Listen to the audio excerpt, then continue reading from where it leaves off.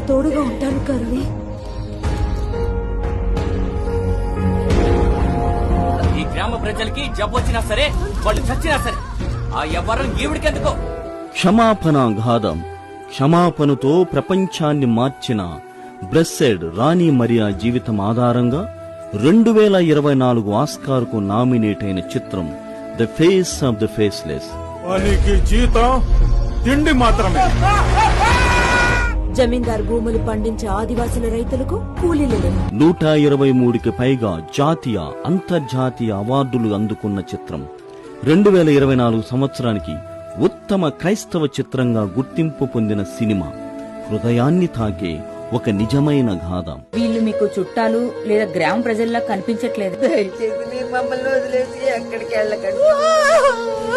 గ్రామ ప్రజలు ఎలా బ్రతకాలో మేము నిర్ణయిస్తాం.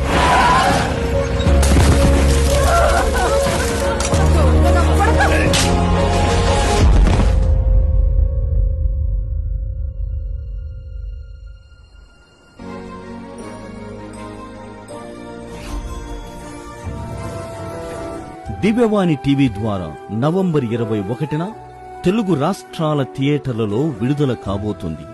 తప్పక చూడండి. క్షమాపణ గాథను వీక్షించండి.